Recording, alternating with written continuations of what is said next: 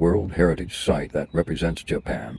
Due to the record-breaking yen depreciation in recent years, many tourists from abroad have begun to visit here, just like Asakusa and Kyoto. TV often reports on foreign tourists flocking to these towns and causing trouble to local residents. Japan is communicating to other countries that it welcomes tourists from overseas. But on the other hand, domestic media is reporting about unwanted foreign tourists nearly every day. As a result, in areas around Kyoto and Mount Fuji, where there were not many foreign tourists, local people do not have a good impression of foreigners, due partly to media agitation. In the Mount Fuji area, an example issue is taking photos in front of convenience stores. It has just been in the news that they are installing giant blindfolds on the roofs of convenience stores because they are causing such a nuisance that they are blocking the passage of local people. Let's take a look at this year's news headlines at random and limit them to the area around Mount Fuji to see how the Japanese media reports. Lawson, from which Mount Fuji can be seen hovering over its rooftop and is popular among tourists, will install a curtain to hide Mount Fuji on May 21st, 2024. A new spectacular view spot of Mount Fuji, a lawless zone, flooded with foreign tourists. Nuisance behavior continues. Blindfold curtains at Mount Fuji Lawson were completed on the 21st in Fuji Kawaguchiko Town, Yamanashi Prefecture, to prevent foreign tourists. Walk into the front door. Frequent nuisances caused by Mt. Fuji. Archipelago Alien Tourism Pollution Edition 2. Mount Fuji glaringly visible beyond the convenience store. A sudden rush of foreign visitors to Japan similar to public road carts. The irony of the government destroying the entire landscape of resources. The most polite Japanese people in the world.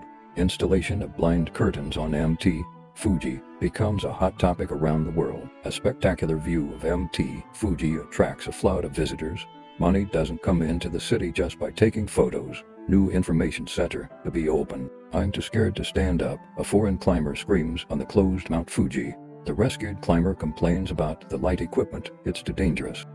Ken Noguchi complains to inbound tourists about the Mount Fuji controversy. If you want to do more, please go back to your country. As long as you have good manners, we will accept you.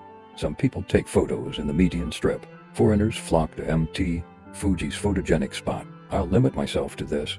But if you search for news for Mount Fuji foreigners, more than 90% of articles with this tone will come up.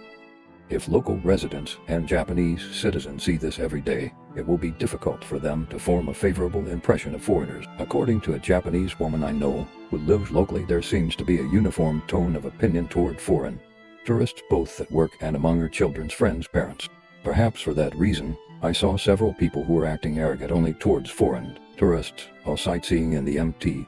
Fuji area this time. In Japan, there is no unified way to ride a bus, and depending on the region, you may board from the front door and get off from the back door in the reverse order. Fares may be unified for each area, such as in Tokyo or Yokohama, or may vary depending on the location of the stop. The same goes for the Mount Fuji area, but in rural areas, you usually board from the rear door, receive the numbered ticket sticking out from the ticket machine near the door, press the button when the destination is announced, and see the electronic bulletin board near the driver's seat. Pay the fee under the displayed numbered ticket number. It's a system that even many Japanese people find confusing unless they're local. For payment, depending on the bus, you may not be able to use 500 yen coins, 10,000 yen bills, or there are no exchange machines, so we recommend using cashless payment methods such as Pasmo or Suica, or always carrying small change.